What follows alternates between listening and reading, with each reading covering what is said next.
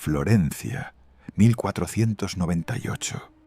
En esas calles donde los Médici compraron papas y los Borgia envenenaron cardenales, nació un hombre que tuvo la audacia, o la maldición, de escribir en voz alta lo que todos los poderosos sabían en silencio: que el poder nunca ha obedecido a la moral, que jamás lo hará, y que cualquier gobernante que crea lo contrario está condenado a ser devorado por quienes sí lo entienden. Su nombre se convirtió en sinónimo de traición. Durante siglos, decir que alguien era maquiavélico era la forma más elegante de llamarlo demonio, y su libro más famoso fue prohibido por la Iglesia, quemado por moralistas y repudiado públicamente por los mismos reyes que lo leían a escondidas bajo la luz de una vela. Hay algo profundamente revelador en ese gesto. El mundo no lo condenó porque mintiera. Lo condenó porque tuvo el valor de no hacerlo. Imaginad a un hombre sentado en una habitación pequeña y fría, en una granja miserable en las afueras de Florencia, con las manos todavía marcadas por las cuerdas de la tortura. Ha perdido su cargo, su reputación y su ciudad. La república a la que dedicó 14 años de su vida ha sido aplastada. Y sin embargo, cada noche se pone su mejor ropa, su toga de corte, la del funcionario que ya no es, y se sienta a escribir. Porque ese hombre cree, con la fe desesperada de quien no tiene nada más, que las ideas son la única forma de poder que nadie puede confiscarle. Lo que escribió en esa habitación sacudió los cimientos del pensamiento político occidental. No porque fuera perverso, sino porque era preciso. Describió el poder tal como funciona realmente, no como debería funcionar según los filósofos o los sacerdotes, sino con la frialdad quirúrgica de alguien que lo había observado de cerca, que había negociado en nombre de su ciudad con los hombres más peligrosos de Europa, que había visto con sus propios ojos cómo César Borgia construía un Estado sobre el terror y la admiración simultánea de sus súbditos. Lo que vio no le horrorizó. Y aquí comienza la paradoja más oscura y fascinante de toda su historia.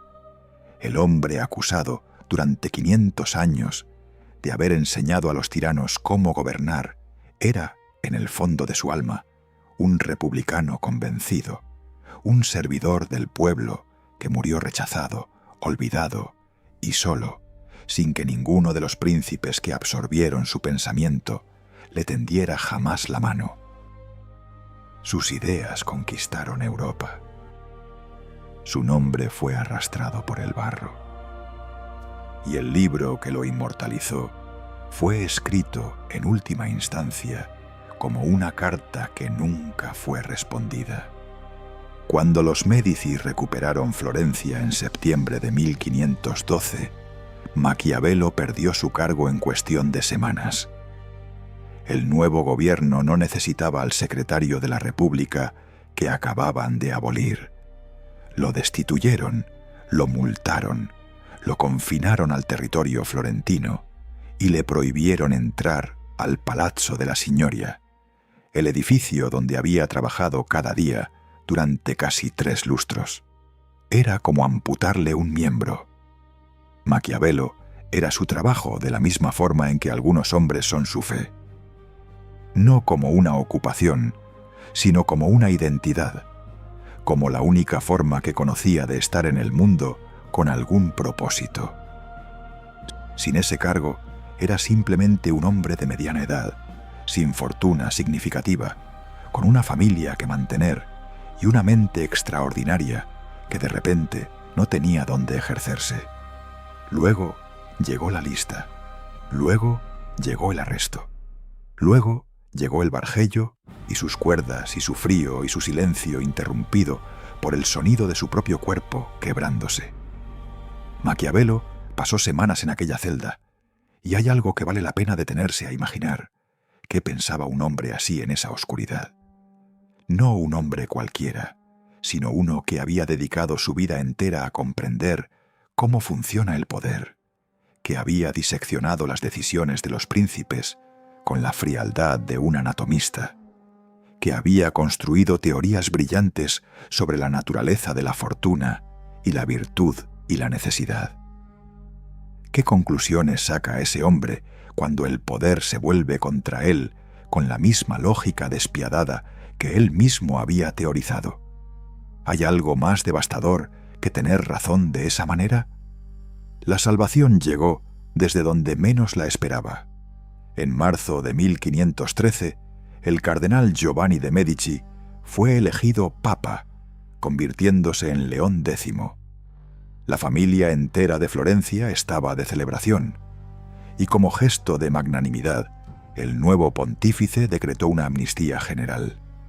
Los presos políticos fueron liberados. Maquiavelo salió del Bargello con los hombros destrozados, el cuerpo quebrado y la mente más lúcida que nunca. No había nada como casi morir para clarificar exactamente qué era lo que uno pensaba de verdad sobre el poder, sobre la lealtad y sobre la naturaleza humana. Caminó hacia el exilio en su propia granja, en Sant'Andrea in Percusina, a unos pocos kilómetros de Florencia, tan cerca y tan lejos al mismo tiempo. Lo que Maquiavelo hizo a continuación desafía cualquier expectativa razonable sobre cómo reacciona un ser humano después de ser torturado y destruido por el Estado al que sirvió. No se amargó en silencio, no conspiró, no huyó, se sentó a escribir, con las manos todavía marcadas por las cuerdas, con los hombros que nunca volverían a ser lo que eran, con la humillación fresca como una herida abierta. Comenzó a verter en papel todo lo que había visto, todo lo que había aprendido, todo lo que nadie en la historia del pensamiento político había tenido la honestidad o la valentía de decir en voz alta.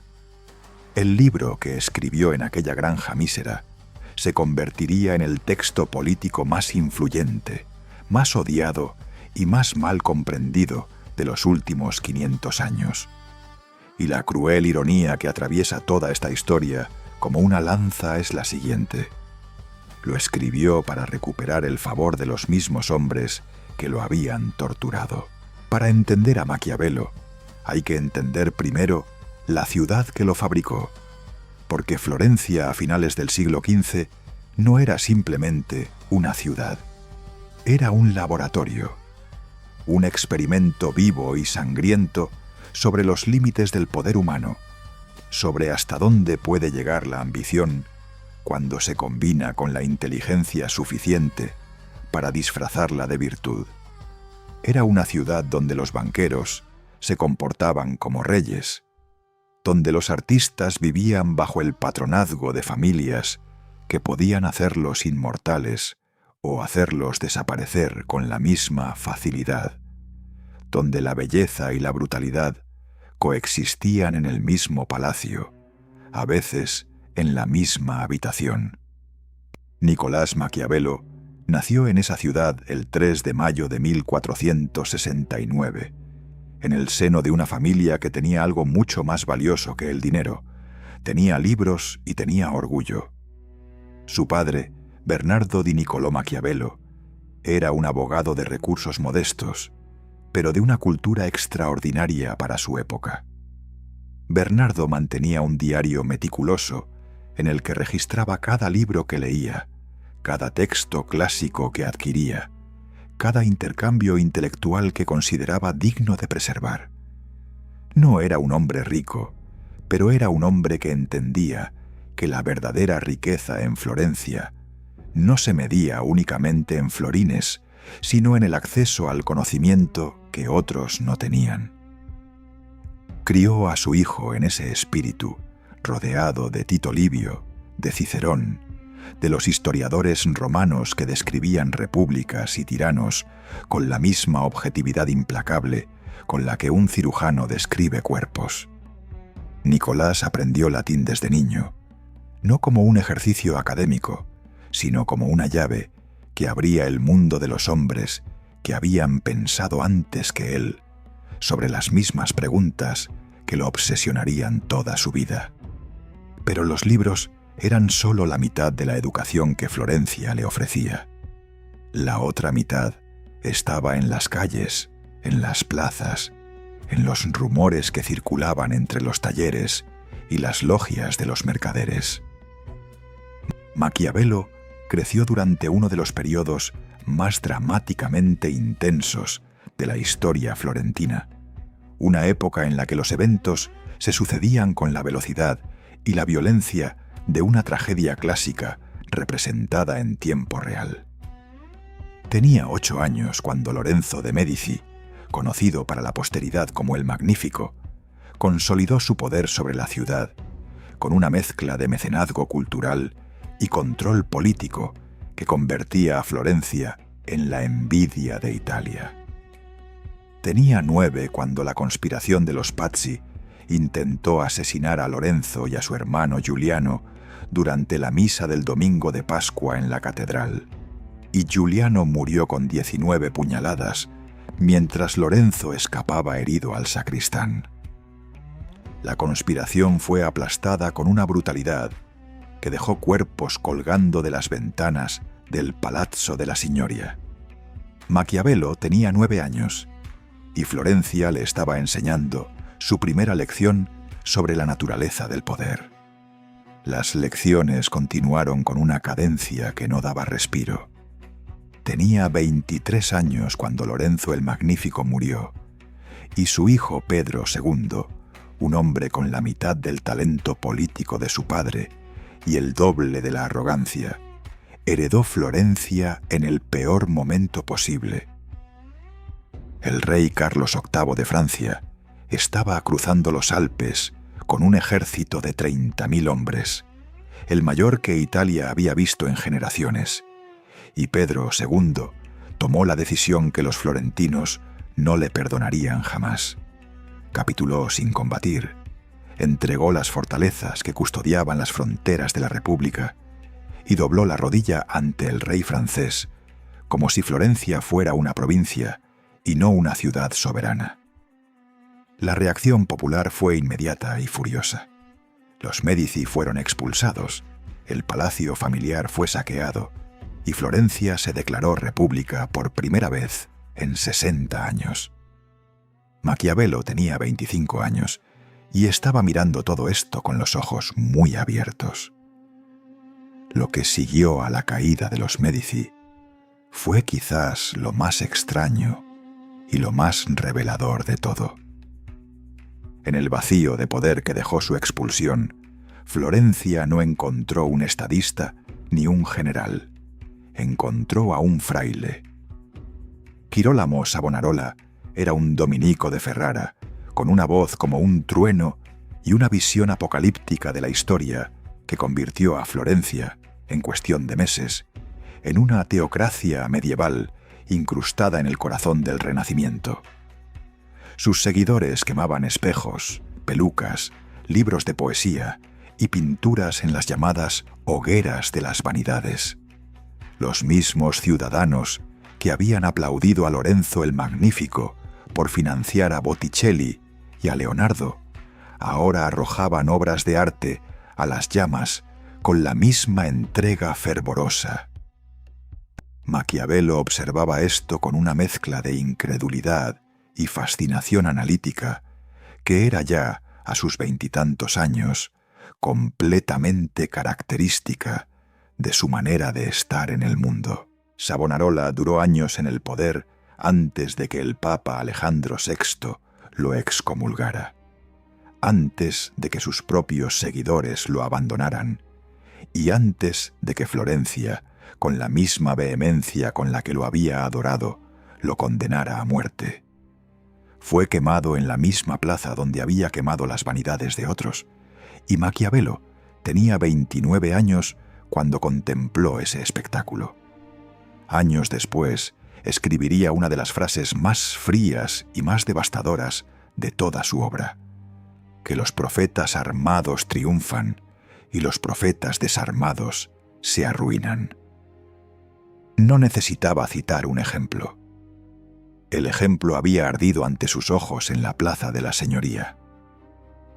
Esta acumulación de experiencias, la conspiración de los Pazzi, la invasión francesa, la expulsión de los Médici, el delirio teocrático de Savonarola y su posterior ejecución, formaron en Maquiavelo algo que ningún libro podría haberle dado por sí solo: una comprensión visceral, casi física, de la inestabilidad intrínseca del poder político. Había visto con sus propios ojos que las instituciones más sólidas podían derrumbarse en semanas, que los hombres más adorados podían volverse los más odiados, que la fortuna política era exactamente lo que los antiguos romanos decían que era: una rueda que gira sin detenerse, sin favoritismos, sin memoria. Y había aprendido algo más, algo que muy poca gente era capaz de ver sin apartar la mirada: que en esas transiciones caóticas, en esos momentos de vértigo institucional, el factor decisivo casi nunca era la justicia ni la virtud. Era la capacidad de actuar con decisión cuando nadie más se atrevía a actuar. En 1498, con 29 años y sin más credenciales formales que una educación humanista y una reputación de hombre inteligente en los círculos florentinos adecuados, Maquiavelo fue nombrado secretario de la Segunda Cancillería de la República Florentina. Nadie lo recordaría como un momento histórico. Era un cargo burocrático de segundo nivel, en una ciudad que acababa de salir de una crisis existencial y estaba intentando reconstruirse. Pero para Maquiavelo era todo. Era la entrada al único mundo que le importaba, el mundo donde las decisiones que determinaban el destino de los hombres y las ciudades se tomaban, se discutían y a veces se lamentaban. Había llegado al centro exacto de la maquinaria del poder florentino, y durante los 14 años siguientes la estudiaría con la atención de alguien que sabe, aunque no pueda articularlo todavía, que está tomando notas para la obra de su vida. Hay una imagen que Maquiavelo nunca describió directamente, pero que late debajo de cada página que escribió: la de un hombre sentado en una antesala, esperando a que un príncipe lo reciba, a que un embajador lo atienda, a que un general decida si la información que trae merece su tiempo. Durante 14 años, Maquiavelo fue ese hombre en esa antesala y aprendió en esa posición algo que los filósofos de gabinete nunca podrían aprender: que el poder observado desde la distancia correcta revela sus mecanismos con una claridad que ningún libro puede igualar. No era un príncipe, no era un noble, era el secretario, el hombre que redactaba las cartas, que tomaba las notas, que transmitía las instrucciones. El hombre que los poderosos ignoraban lo suficiente como para actuar con naturalidad delante de él. Y eso lo convirtió en el observador más lúcido de su generación.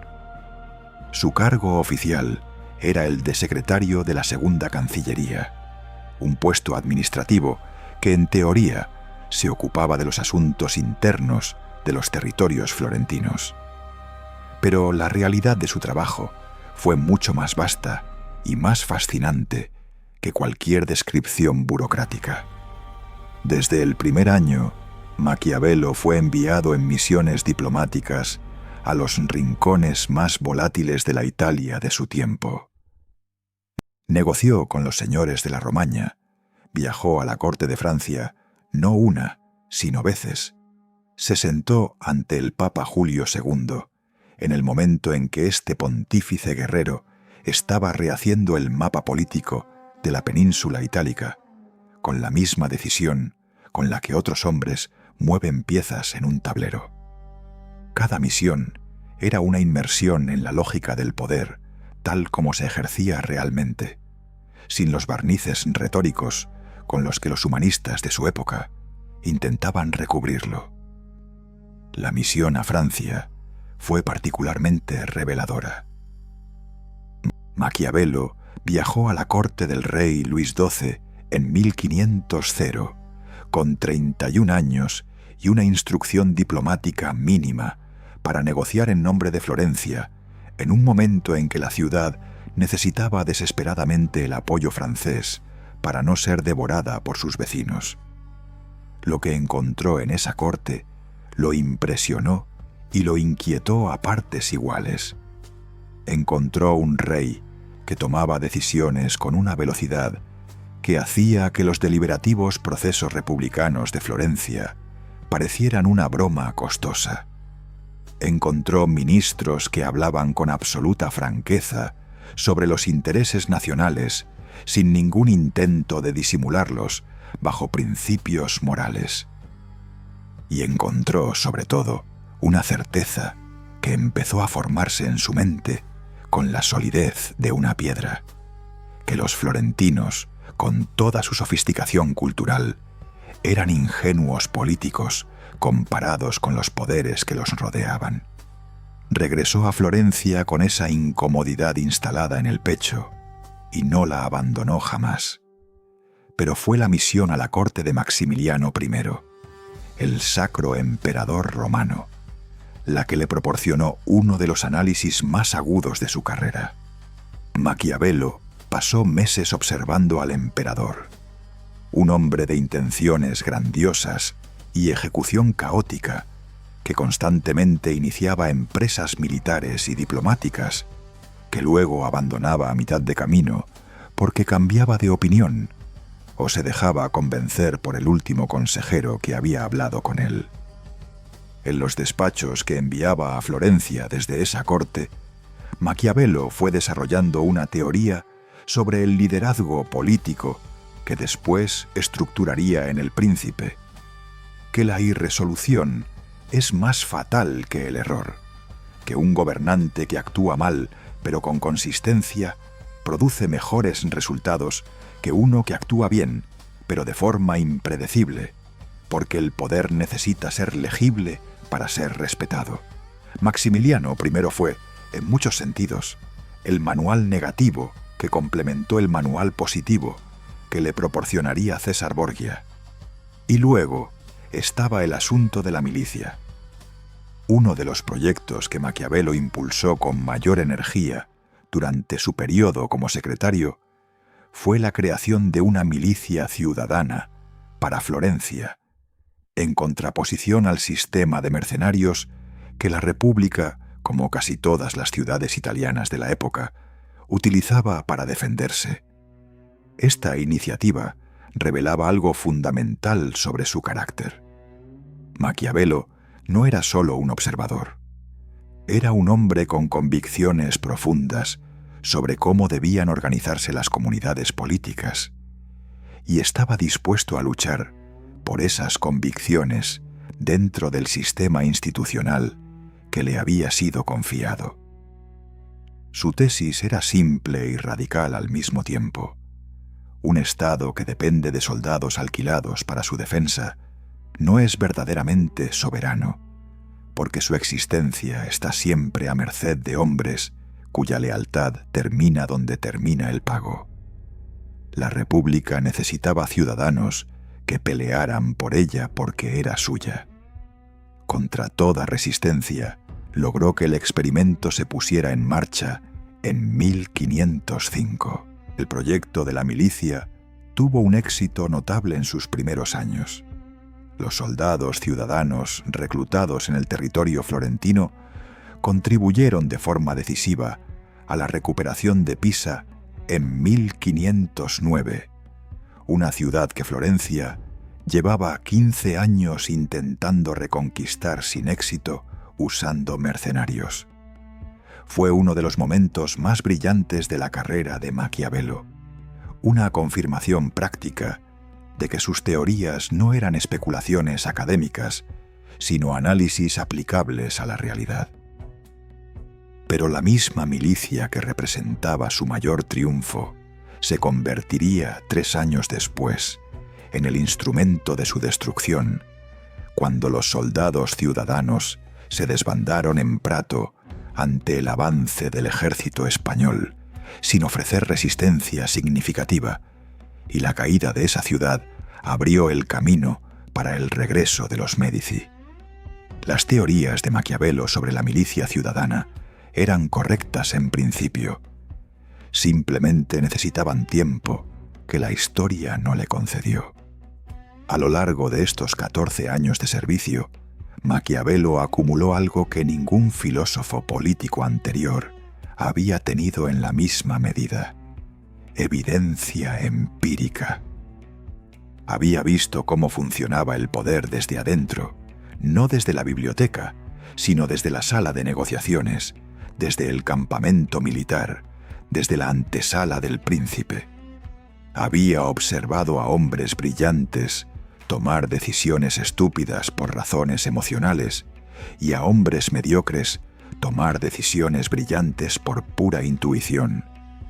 Había visto repúblicas colapsar por exceso de deliberación y tiranías sobrevivir por exceso de decisión. Toda esa experiencia estaba fermentando en su mente con la presión de quien sabe que tiene algo importante que decir, pero todavía no ha encontrado la forma exacta de decirlo. La forma llegaría después, en la oscuridad de una granja, con las manos marcadas por las cuerdas. Pero la sustancia, el material crudo de la que estaría hecha, la había recopilado en estos años de servicio leal a una república que no supo lo que tenía hasta que ya era demasiado tarde para conservarlo. Hay una paradoja que define estos años de la vida de Maquiavelo y que prefigura todo lo que vendrá después.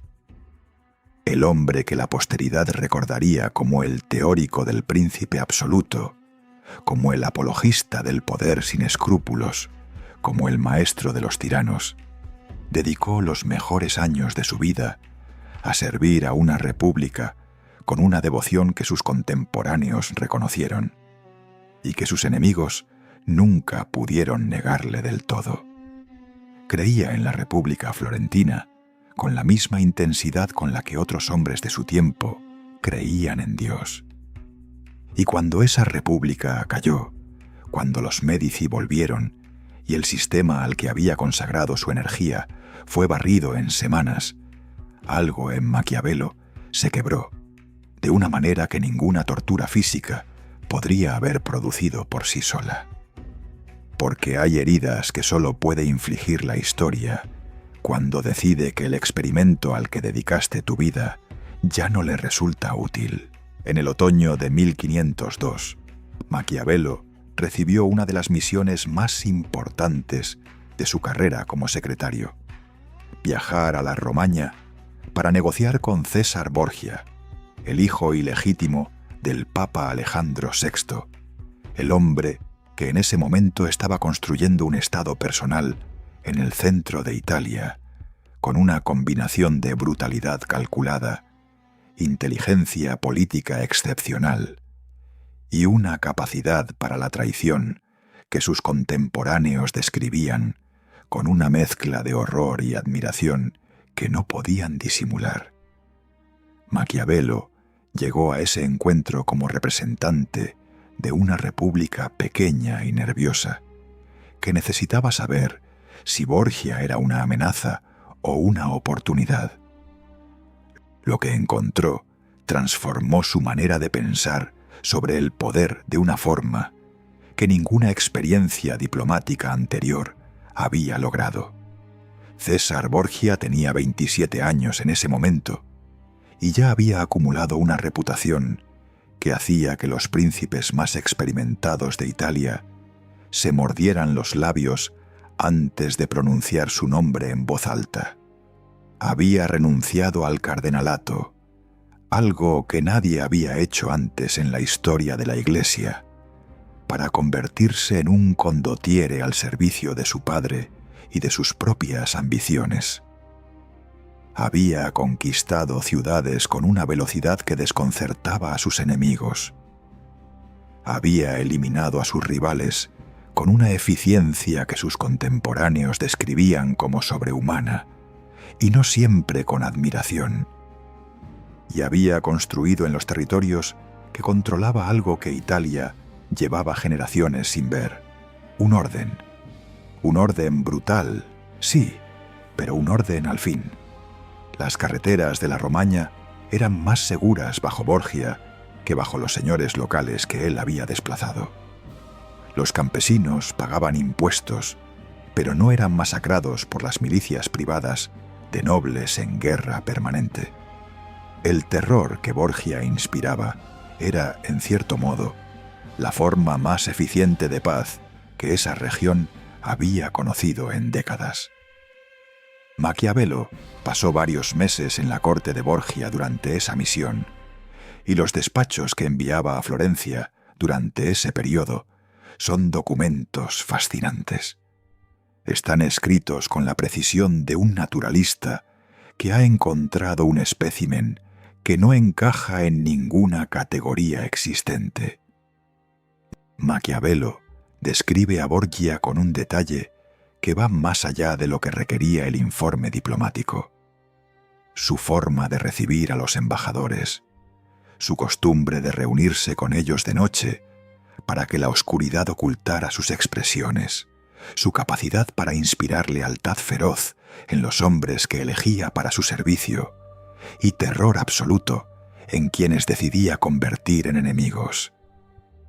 Hay en esos despachos una fascinación que Maquiavelo no intenta disimular, y esa fascinación es reveladora de algo profundo en su carácter, su capacidad de admirar la eficacia, con independencia, de la moralidad de la gente que la ejercía. El episodio que cristalizó la admiración de Maquiavelo por Borgia ocurrió en diciembre de 1502, en la ciudad de Senigallia. Borgia había convocado a sus capitanes rebeldes, hombres que habían conspirado contra él y luego fingido reconciliarse, a una reunión bajo promesa de amnistía y negociación. Los capitanes llegaron, la reunión comenzó, y antes de que terminara la noche, de los conspiradores estaban muertos, estrangulados por orden de Borgia, mientras él observaba con la calma de alguien que está ejecutando un plan que lleva semanas preparando. Maquiavelo estaba en Senigallia esa noche. Fue uno de los pocos observadores externos que presenció las consecuencias inmediatas de la operación. Y la carta que escribió a Florencia, describiendo lo sucedido, no es la carta de un hombre horrorizado. Es la carta de un hombre que ha visto algo que considera una obra maestra de la política práctica. Lo que Borgia le enseñó a Maquiavelo en esos meses no era una técnica específica ni una táctica militar concreta. Era algo más fundamental, que la distinción que la filosofía política tradicional establecía entre el gobernante virtuoso y el gobernante eficaz era, en la práctica, una distinción que el mundo real no respetaba. Los príncipes que intentaban gobernar según los principios morales que los filósofos prescribían, la generosidad, la clemencia, la fidelidad a la palabra dada, eran sistemáticamente destruidos por los príncipes que entendían que esos principios eran herramientas a utilizar cuando eran útiles y a descartar cuando no lo eran. No era una conclusión cómoda.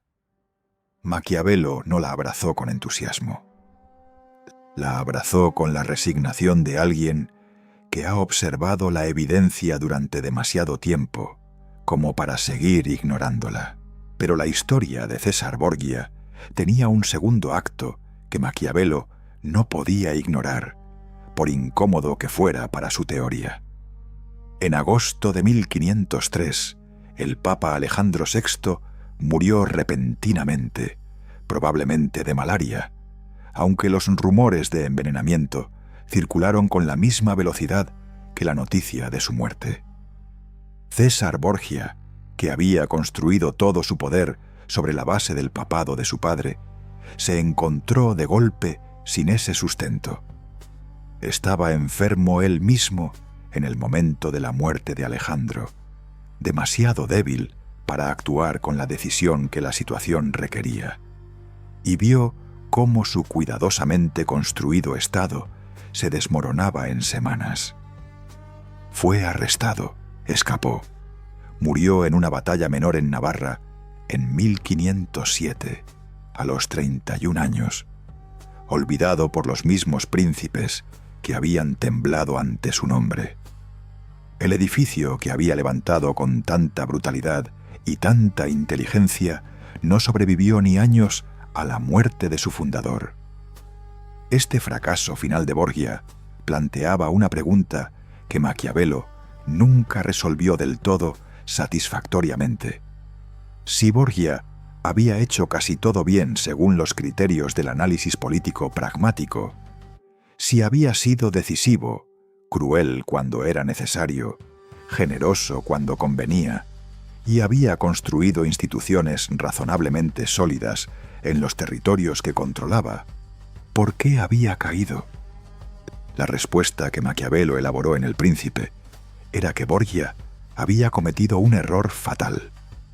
Había permitido que un enemigo suyo, el cardenal Giuliano della Rovere, fuera elegido papa tras la muerte de su padre.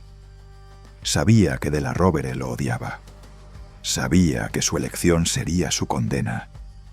Y aún así, por razones que Maquiavelo describía con la mezcla exacta de comprensión y desaprobación que reservaba para las debilidades que consideraba evitables, Borgia no actuó para impedirla. La fortuna puede ser controlada, escribiría después Maquiavelo, pero solo si el hombre actúa antes de que ella decida actuar por él. Lo que el encuentro con Borgia dejó en Maquiavelo fue una grieta permanente en su visión del mundo, una fisura entre lo que la política debería ser y lo que la política era.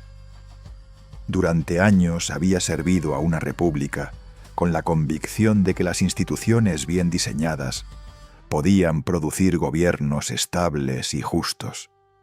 Borgia le mostró que la estabilidad y la justicia eran objetivos que a veces convergían y a veces se repelían con violencia, y que cuando se repelían, era siempre la justicia la que cedía. No porque los hombres fueran esencialmente malvados, sino porque el mundo político es un territorio donde las intenciones no determinan los resultados y donde la supervivencia requiere una lucidez que la moral convencional no siempre puede permitirse. Maquiavelo bajó de esa misión convertido en otro hombre. Tardó 10 años más en encontrar las palabras para decirlo. El verano de 1512 llegó a Florencia con el sonido de tambores que nadie quería escuchar. El ejército español, al servicio del Papa Julio II y de la Liga Santa, avanzaba hacia la Toscana con una misión que no era militar en el sentido estricto, sino política en el sentido más brutal: restaurar a los Médici en Florencia y eliminar la República que los había expulsado 18 años atrás. Maquiavelo movilizó su milicia ciudadana, el proyecto al que había dedicado 7 años de trabajo incansable, la institución que consideraba la columna vertebral de cualquier Estado soberano digno de ese nombre.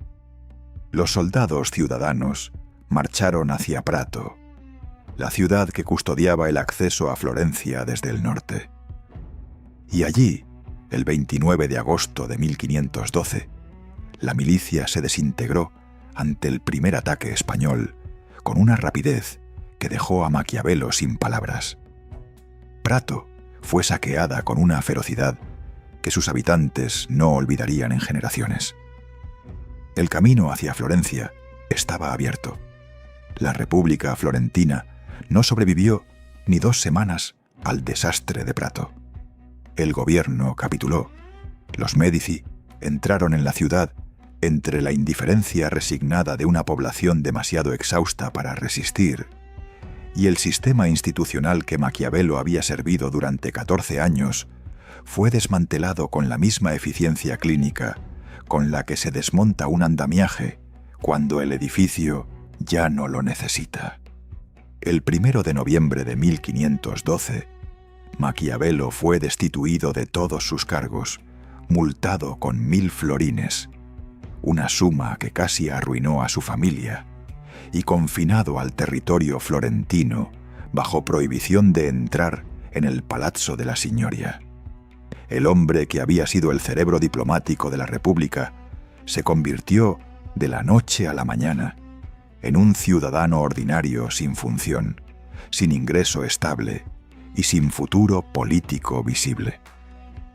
Tenía 43 años y la sensación, que debió ser insoportable, de que su vida útil había terminado. Luego vino la conspiración, el arresto, el Bargello y las cuerdas. Y después de todo eso, el exilio en la granja de Sant'Andrea in Percusina, a 14 kilómetros de Florencia, donde Maquiavelo se instaló con su familia en una existencia que él mismo describió en una carta a su amigo Francesco Vettori, con una mezcla de humor negro y desesperación apenas contenida. Pasaba los días supervisando trabajos forestales, discutiendo con los campesinos locales, jugando a las cartas en la taberna del pueblo, con el posadero, el molinero y un carnicero. Hombres buenos todos ellos, pero que no podían ofrecerle la única conversación que su mente necesitaba. La conversación sobre el poder, sobre la historia, sobre las grandes preguntas que llevaba décadas haciéndose. La degradación intelectual de esa vida cotidiana era, para un hombre como él, casi más dolorosa que la tortura física. Pero cada noche, después de cenar, Maquiavelo hacía algo que describe en esa misma carta con una intensidad que todavía hoy resulta conmovedora. Se quitaba la ropa de faena, la ropa sucia y maloliente del campesino involuntario en que se había convertido durante el día, y se ponía su mejor vestimenta de corte, la toga del funcionario florentino que ya no era. Luego entraba en su pequeño estudio, abría los libros de los historiadores clásicos y comenzaba a conversar. Así lo describía él. Conversaba con los grandes hombres del pasado. Les hacía preguntas, y ellos le respondían con la amabilidad de quienes saben que su lector los está leyendo con una necesidad que va más allá del entretenimiento intelectual. En esas horas nocturnas, Maquiavelo era otra vez el mismo. Y en esas horas nocturnas, entre diciembre de 1513 y principios de 1514, escribió El Príncipe. El libro fue concebido desde el principio como una herramienta de rehabilitación política. Maquiavelo lo dejó claro en la dedicatoria, dirigida a Lorenzo de Médici, el joven nieto del Magnífico que los españoles habían instalado como señor de Florencia. El razonamiento era directo hasta rozar la ingenuidad. Yo, Maquiavelo, he observado el poder durante 14 años desde el interior de las instituciones y durante años adicionales desde el exterior de los libros de historia. He destilado todo ese conocimiento en este pequeño volumen.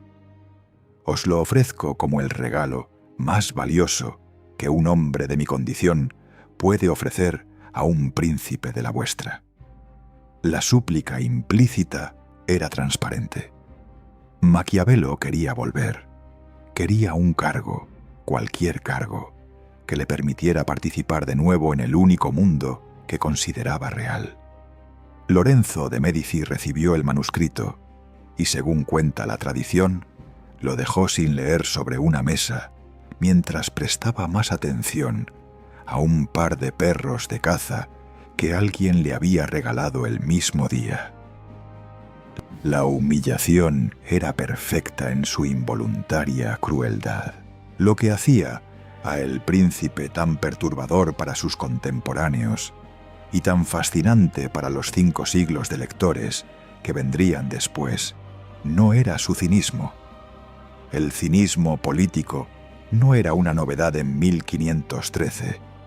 Lo que hacía perturbador al libro era su honestidad sistemática. Maquiavelo no prescribía la crueldad por placer, ni celebraba la traición como un valor en sí mismo. Lo que hacía era algo mucho más inquietante. Describía las condiciones bajo las cuales la crueldad era el instrumento más eficaz para alcanzar objetivos que él consideraba legítimos, como la estabilidad del Estado, la protección de los ciudadanos y la independencia de la comunidad política frente a las potencias externas. Separaba la pregunta de cómo se gobierna de la pregunta de cómo se debería gobernar, y argumentaba que confundir ambas preguntas era el error más caro que un gobernante podía cometer. Esa separación era lo que la Iglesia, los humanistas y los moralistas de toda Europa no podían perdonarle. Hay un pasaje del libro que cristaliza mejor que ningún otro la grieta que Maquiavelo había abierto en el pensamiento político occidental. Escribió que un príncipe que quiera mantenerse debe aprender a no ser bueno y a usar ese conocimiento o no usarlo según lo exija la necesidad. No dijo que el príncipe debía ser malvado.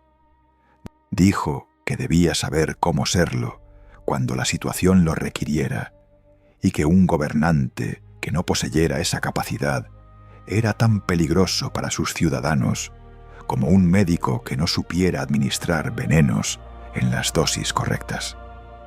Era una metáfora deliberadamente provocadora, y Maquiavelo sabía exactamente lo que estaba haciendo al elegirla.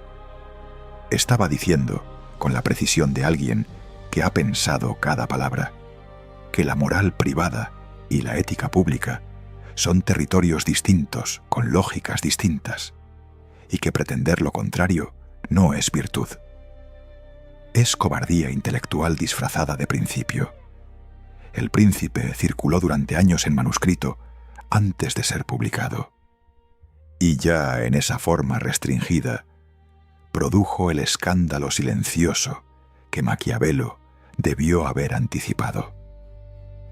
No le abrió ninguna puerta, no le devolvió ningún cargo, no le granjeó el favor de los Médici ni de nadie que tuviera poder para mejorar su situación.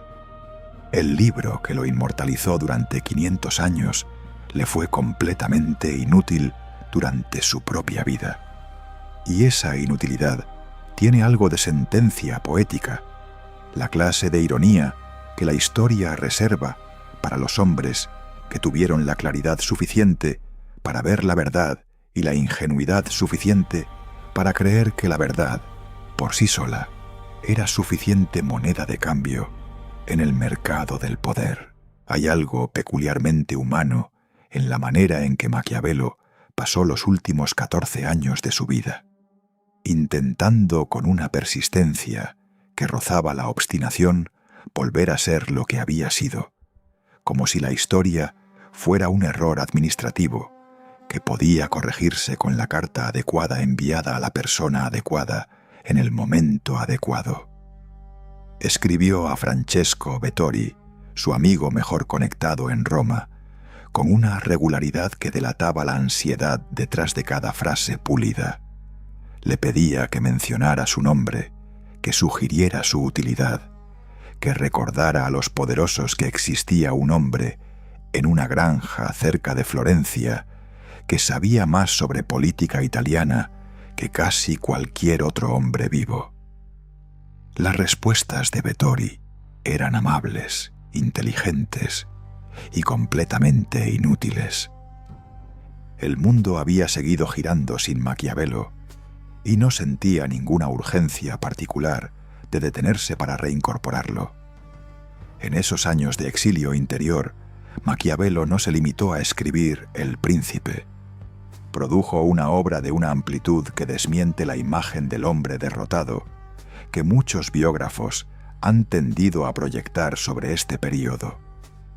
Escribió los discursos sobre la primera década de Tito Livio, una obra mucho más extensa y en muchos sentidos más reveladora de su pensamiento real que El Príncipe, en la que analizaba la República Romana como modelo político y argumentaba con una pasión inequívoca que el gobierno republicano, cuando estaba bien constituido, era superior a cualquier forma de gobierno unipersonal.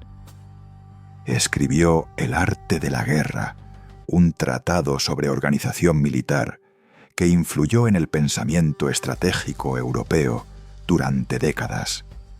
Escribió Las historias florentinas, un encargo que finalmente le llegó de la Universidad de Florencia y que representó su única remuneración intelectual formal durante esos años. Y escribió teatro, comedias que se representaron con éxito y que revelaban un Maquiavelo diferente al del tratadista político, irónico, festivo, capaz de reírse de las mismas debilidades humanas que en sus obras políticas observaba con gravedad de cirujano. La Mandrágola, su comedia más celebrada, se estrenó probablemente alrededor de 1518 y fue un éxito inmediato. La obra narra la historia de un joven que desea seducir a la esposa virtuosa de un anciano y consigue su objetivo mediante un engaño elaborado que involucra a un médico corrupto, a un fraile cínico y a la propia madre de la mujer. Es una obra brillante y despiadada en la que todos los personajes que deberían representar la virtud, el esposo, el religioso, la familia, son perfectamente corruptibles bajo la presión correcta, mientras que el protagonista, el seductor sin escrúpulos, es el único que actúa con consistencia y consigue lo que quiere. La Iglesia la encontró ofensiva. El público la adoró. Y quienes habían leído El Príncipe reconocieron en su trama la misma lógica que Maquiavelo aplicaba al poder político, que la eficacia tiene sus propias reglas, que la moral declarada y la conducta real raramente coinciden, y que el único pecado verdaderamente imperdonable es la ineficacia disfrazada de virtud. En 1520, una señal tenue pero real de rehabilitación llegó finalmente. El cardenal Giulio de Médici, uno de los miembros más inteligentes de la familia gobernante, encargó a Maquiavelo las historias florentinas y comenzó a incluirlo ocasionalmente en conversaciones sobre asuntos políticos. Maquiavelo respondió a esta apertura con una energía que revelaba cuánto había estado esperando exactamente ese momento.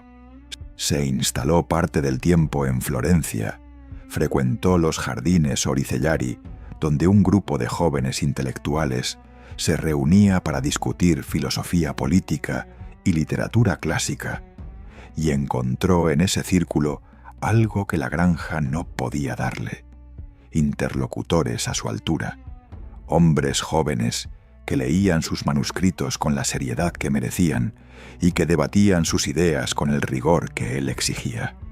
Por primera vez en casi una década, Maquiavelo volvía a sentirse parte de algo. Pero la rehabilitación nunca fue completa. Los Médici lo utilizaban ocasionalmente como consultor informal, le encargaban trabajos menores, lo dejaban acercarse lo suficiente para que mantuviera la esperanza, pero nunca lo suficiente para que representara una presencia política real. Era el hombre más inteligente de la sala en cualquier conversación sobre política florentina e italiana, y todos lo sabían, incluidos los Médici. Y precisamente porque lo sabían, no podían darse el lujo de darle poder real. Un hombre que había teorizado tan brillantemente sobre cómo los gobernantes manipulan a sus servidores Era, paradójicamente, el último hombre al que un gobernante inteligente quería tener cerca con autoridad efectiva. La lucidez de Maquiavelo era su mayor virtud y su condena política permanente. La última gran ironía de su vida llegó en mayo de 1527, con una crueldad que parecía diseñada específicamente para maximizar el daño. El ejército del emperador Carlos V saqueó Roma en uno de los episodios más violentos de la historia italiana del siglo XVI, el llamado Sacco di Roma, que destruyó la autoridad del Papa Clemente VII y desestabilizó el equilibrio político de toda la península. En Florencia, el colapso de la autoridad medicea produjo un levantamiento popular y la restauración de la República, exactamente la forma de gobierno que Maquiavelo había servido y amado durante los mejores años de su vida. La República estaba de vuelta. Era el momento que había esperado durante 15 años. Y el nuevo gobierno republicano, al reorganizar la Cancillería, eligió no reincorporar a Maquiavelo. Lo consideraban demasiado comprometido con los Médici por sus años de colaboración con la familia. El hombre que había sido destituido por los Médici en 1512 fue ahora rechazado por los republicanos que los habían expulsado. Ni unos ni otros lo querían. Tenía 57 años y estaba solo en los dos sentidos posibles de esa palabra. Maquiavelo murió el 21 de junio de 1527, pocas semanas después de conocer la noticia de su exclusión del nuevo gobierno republicano. La causa oficial fue una enfermedad intestinal, probablemente una peritonitis. Sus últimas semanas estuvieron acompañadas por su familia y por algunos amigos cercanos, y hay una anécdota de dudosa verificación histórica, pero irresistible resonancia simbólica, que dice que en su lecho de muerte relató un sueño. Había visto a un grupo de hombres miserables y harapientos que le dijeron ser las almas benditas que iban al paraíso, y luego había visto a un grupo de hombres nobles y graves, entre los que reconoció a los grandes filósofos y estadistas de la antigüedad, que le dijeron ir al infierno. Maquiavelo habría respondido que prefería el infierno con los grandes hombres al paraíso con los miserables. La anécdota es casi con certeza apócrifa, pero capta algo verdadero sobre el hombre: su incapacidad constitucional para la hipocresía consoladora, su preferencia por la compañía de quienes habían pensado seriamente sobre el mundo, aunque eso los hubiera condenado, su convicción última de que la lucidez, por dolorosa que fuera, valía más que cualquier comodidad que se comprara al precio de cerrar los ojos.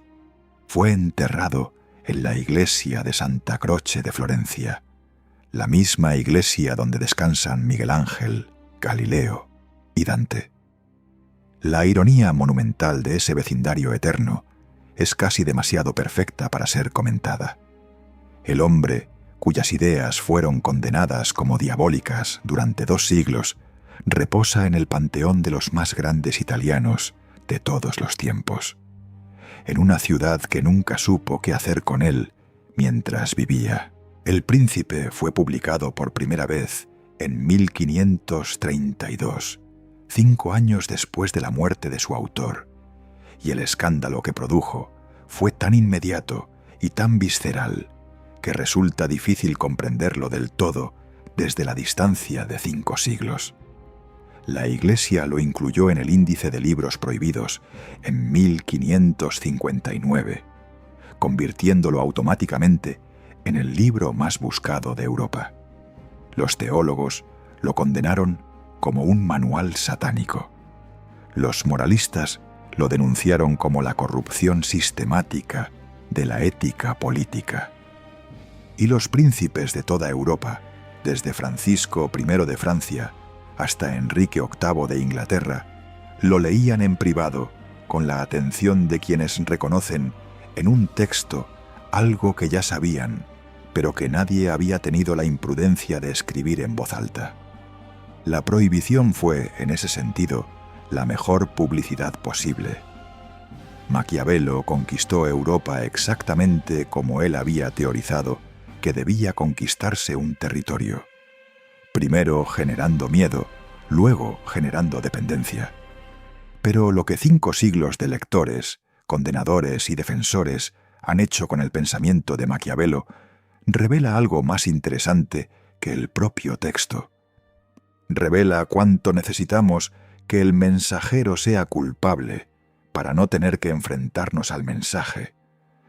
Porque lo que Maquiavelo escribió en El Príncipe no era una instrucción para la maldad. Era una descripción de la lógica que el poder político ha seguido en todas las civilizaciones, en todos los periodos históricos, con una consistencia que hace que los 5 siglos transcurridos desde su publicación parezcan más bien una confirmación continuada que una refutación. Los príncipes que lo leyeron no aprendieron de él nada que no supieran ya. Los ciudadanos que lo leyeron aprendieron algo que los príncipes habrían preferido que ignoraran: que el poder tiene una gramática, que esa gramática puede estudiarse, y que quien la conoce tiene una ventaja sobre quien finge que no existe. La acusación más persistente contra Maquiavelo, la que ha sobrevivido 5 siglos con una vitalidad que él mismo habría encontrado instructiva, es que enseñó a los tiranos cómo gobernar. Es una acusación que merece ser examinada con la misma frialdad analítica que él aplicaba a los príncipes de su tiempo. ¿Qué tiranos, exactamente, aprendieron de Maquiavelo? Napoleón anotó su ejemplar de El Príncipe con una densidad que revelaba una lectura profunda y comprometida. Mussolini escribió su tesis doctoral sobre Maquiavelo y lo citó en sus discursos con una familiaridad que bordeaba la apropiación. Stalin, según algunos testimonios, tenía un ejemplar subrayado en su biblioteca personal. Pero también lo leyeron y lo admiraron Spinoza, que lo consideró un defensor encubierto de la libertad republicana, y John Adams, uno de los padres fundadores de los Estados Unidos, que lo estudió con atención al diseñar los mecanismos de control del poder en la Constitución americana.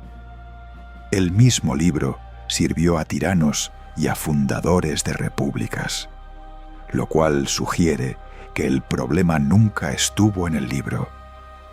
Lo que la posteridad tendió a ignorar, con una consistencia que Maquiavelo habría encontrado perfectamente coherente con su teoría sobre la credulidad humana, es que el grueso de su obra no era El Príncipe, sino los discursos sobre la primera década de Tito Livio, un texto 3 veces más extenso en el que argumentaba con una pasión inequívoca que la República era la forma de gobierno más estable, más virtuosa y más capaz de producir grandeza colectiva a largo plazo. El hombre que supuestamente había escrito el Manual del Tirano dedicó su obra más extensa a demostrar por qué la tiranía era, en el largo plazo, una forma de gobierno inferior. Pero los discursos no producían el mismo escalofrío que El Príncipe, no tenían la misma capacidad de escandalizar y fascinar simultáneamente, y en consecuencia fueron menos leídos, menos citados y menos usados para construir la reputación de su autor en cualquier dirección. La historia eligió el libro más pequeño y más perturbador, y construyó sobre él un mito que el hombre real jamás habría reconocido como propio.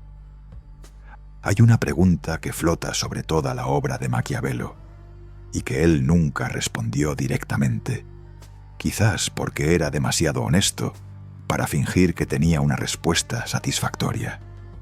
Si el poder político sigue su propia lógica, con independencia de la moral de quienes lo ejercen, Si los príncipes virtuosos son destruidos por los príncipes eficaces, con una regularidad que parece una ley natural, ¿qué sentido tiene la virtud en política? La respuesta que se puede reconstruir a partir de la totalidad de su obra es más matizada y más trágica que cualquier eslogan que sus defensores o sus detractores hayan construido sobre él. Maquiavelo no creía que la virtud fuera irrelevante en política. Creía que la virtud política era una virtud específica, distinta de la virtud privada, que consistía no en ser bueno, sino en ser eficaz al servicio de la comunidad, y que un gobernante que sacrificaba la eficacia colectiva en el altar de su propia pureza moral estaba cometiendo, en última instancia, un acto de egoísmo disfrazado de principio.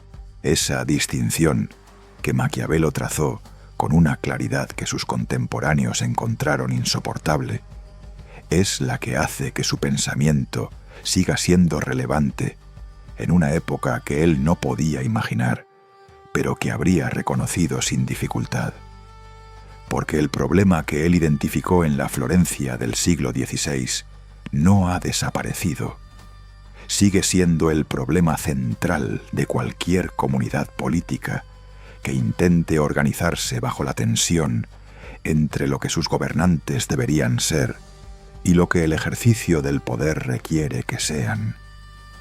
Cada generación reencuentra ese problema como si fuera nuevo, como si nadie lo hubiera descrito antes, y cada generación produce su propia versión de la condena de Maquiavelo, el escándalo ante la evidencia de que el poder no se comporta como la moral prescribe, seguido de la supresión incómoda de esa evidencia para poder continuar funcionando con las ilusiones necesarias.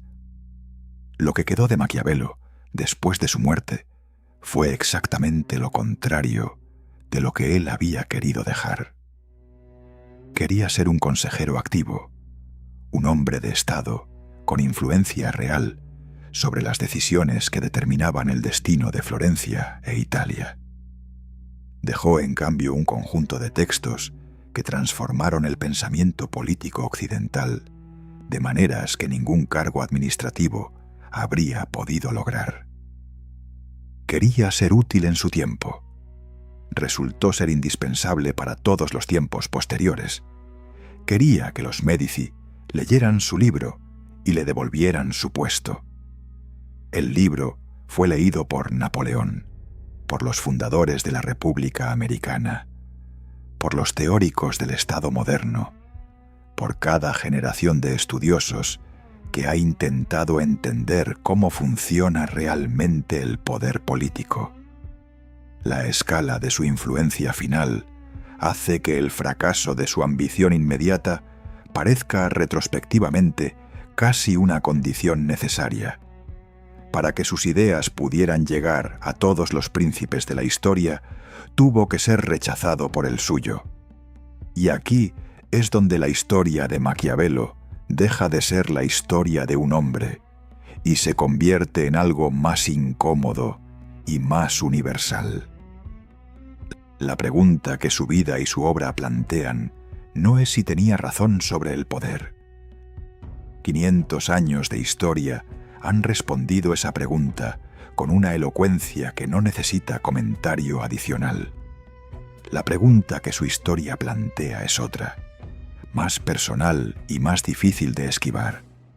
¿Qué hacemos nosotros, los que no somos príncipes ni tiranos, sino simplemente ciudadanos que vivimos bajo el poder que otros ejercen, con el conocimiento de que ese poder sigue sus propias reglas, con independencia de los relatos que construimos sobre él?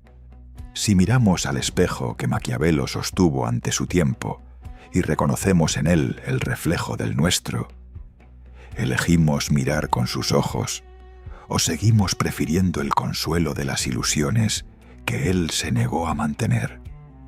Esa pregunta no tiene respuesta correcta, solo tiene consecuencias.